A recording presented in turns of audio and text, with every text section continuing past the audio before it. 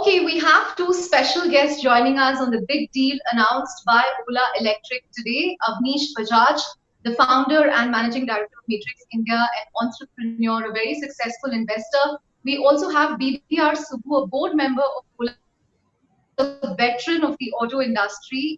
He's led some of the biggest car makers in India. Thank you both of us for joining us on ET Now on this deal today. Avnish, I want to start with you. As Ola's earliest investor, you're also an investor in Ola Electric. How do you see their push towards electric vehicles, this whole Make in India push, both nationally, globally, tie in with the core Ola strategy? How do you see this playing out? How important is it going to be for them from a scale perspective? Thank you, Chandra. Good to see you again. Been a while and good to be here with Subbu sir.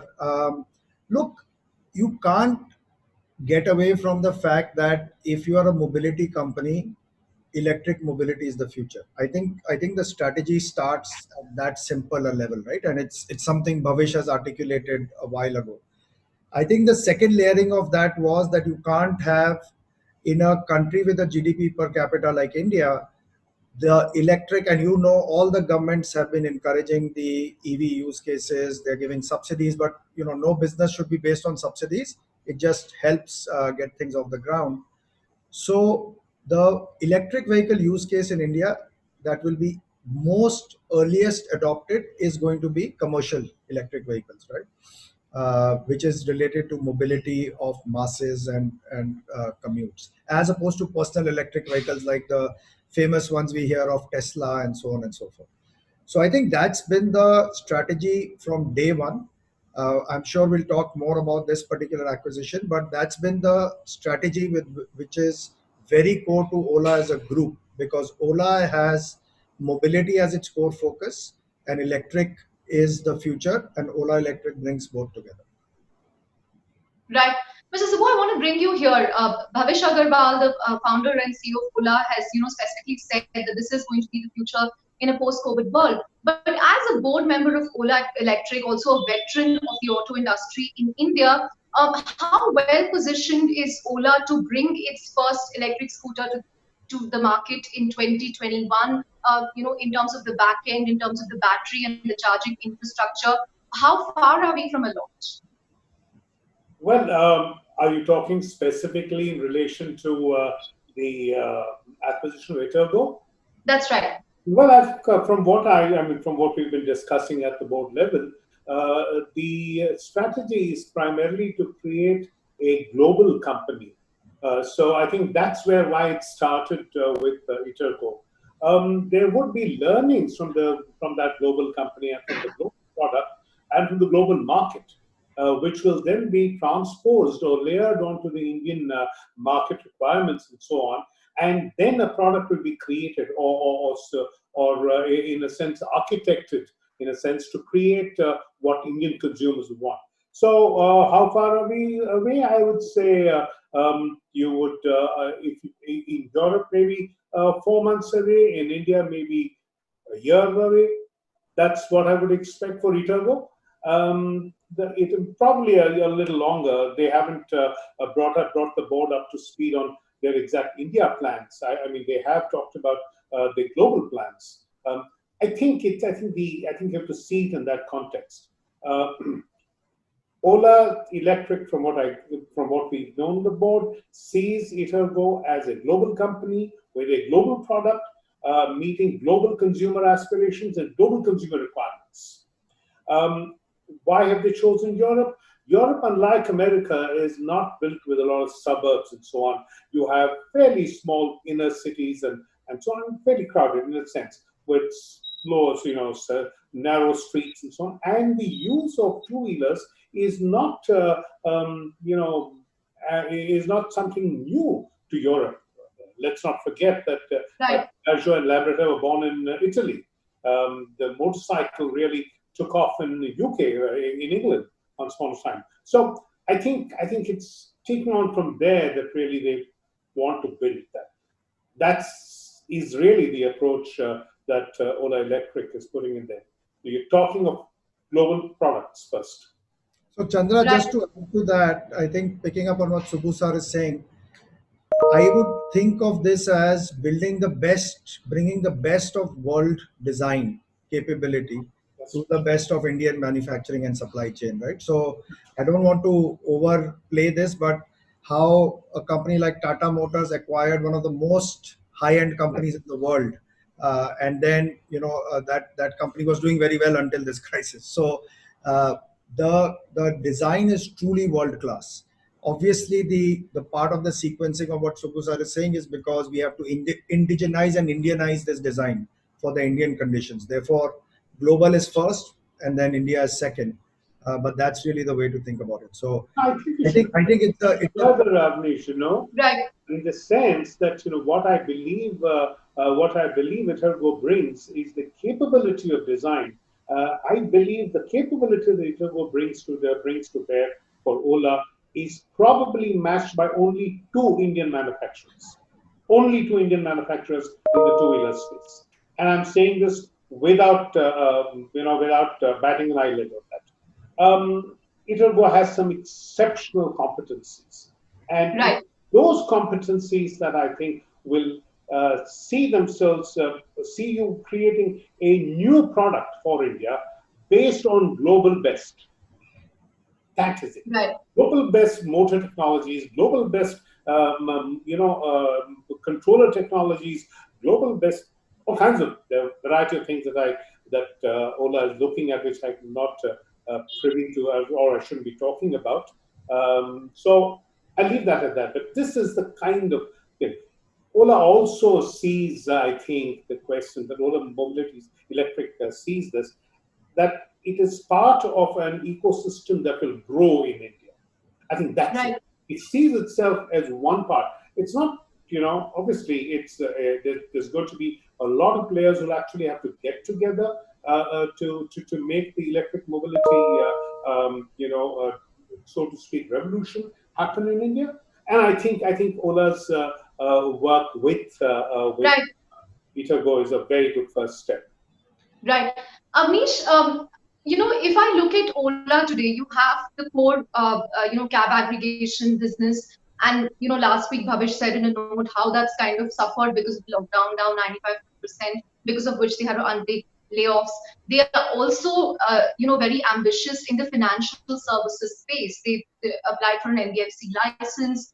We've heard Bhavish talking about Ola Money, how they're going to restructure that part of the business yesterday. And you also have Ola Electric, which is a unicorn in itself. If I have to look at the future of Ola over a 1 year, or a 5 year perspective, how will all this tie in together? Do you see Ola Electric perhaps gaining an edge now because of the new normal that we are living in? People are talking about how people might prefer individual vehicles, shared mobility might come down with work from home reducing. What is your take on this? So look, I think at the group level, obviously there's a lot of view on which how these things fit together, right? So imagine a user who goes on a longish commute on your cab, also uses the Ola Financial Services Ola Wallet, is able to buy food on other platforms, and for short commutes uses Ola Electric two-wheelers, for example. And in some markets, by the way, there's a whole battery swapping three-wheeler e-rickshaw. So look, mobility, and when you commute yourself or I commute or anybody else commutes, we use different use cases for different things. We use metro, we use taxi, we use auto, people use e-rickshaws and stuff like that. So the idea is, and each of them has different level of readiness for electric. So I would say Ola Electric and Ola solve the mobility value chain, and Ola Financial gives the customer who's using all these products various solutions to tap into it. One comment, Chandra, on this is, you mentioned Ola's note from last week. I think what I would like to emphasize is that there is some good news also in all the bad news that is happening, right? So here we have an Indian company acquiring a cutting edge European company in the midst of the COVID crisis. Uh, and I would say the post COVID product market fit for personal mobility, we all know for some period of time, is likely to be stronger than for shared mobility. We all know that, right? Right. So I think this is the moment for two wheelers and personal mobility that the company is leaning into and trying to put some silver lining to all the dark clouds that we all talk about all the time. Right. It's also a make in India moment in a sense, because they did mention that, the Etergo scooters will be made here. So I guess you're talking about Atmanirbhar Bharat. What Subbu sir was saying, I'll re-emphasize. See, make in India is one thing. Make in India to compete with the best in the world is another thing, right? Which is why I was taking the JLR kind of analogy, that you actually have the best platform. You are not making in India because it's Jugaad or Sasta Sundar Tikau. The ambition here is Right. making India to the best of the global standards. Right. Mr. Subbu, I quickly want to get in a word from you. You mentioned that there are just two other players with the capabilities. I want to draw your attention to one more startup that's been, betting big on the electric two-wheeler space, which is Ether Energy. They count Hero as an investor. So how do you assess the competitive landscape as far as this is I concerned? don't want to name names because it wouldn't be fair to anybody. I can say only this, that, I think in the electric space today, the reality is that there is practically, I sit on the board of Ampere, I chair Ampere Vehicles.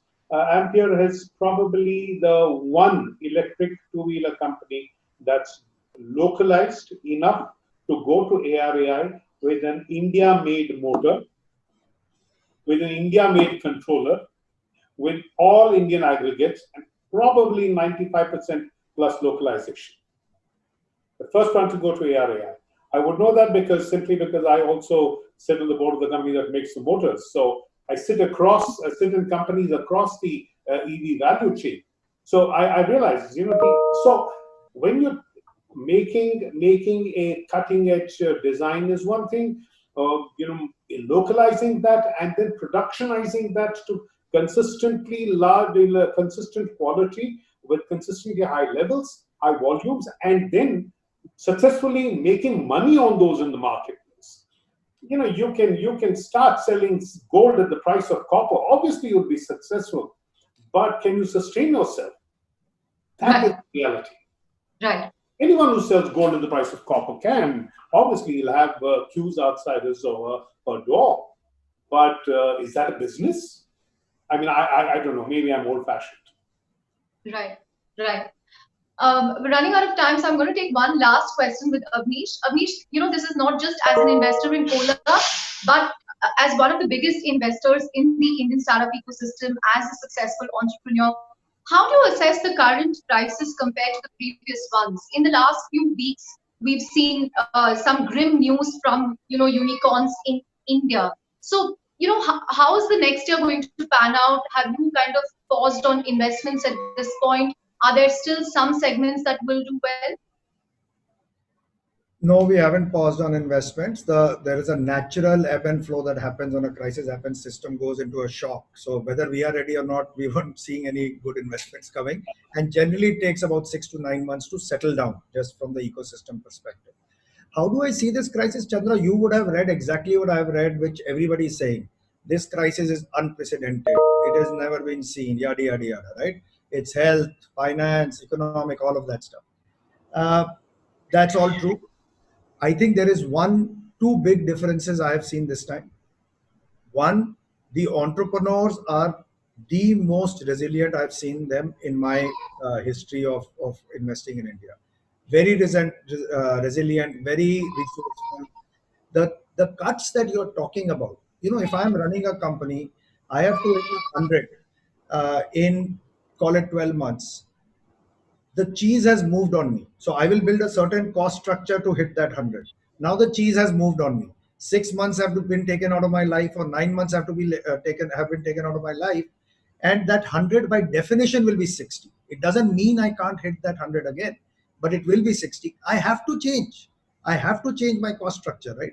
So I think we need to think of this as the right moves, not moves out of, because a lot of literature and coverage becomes that these companies are doomed. No, they are taking the right step. Even the largest company in the country has taken a salary cut, right?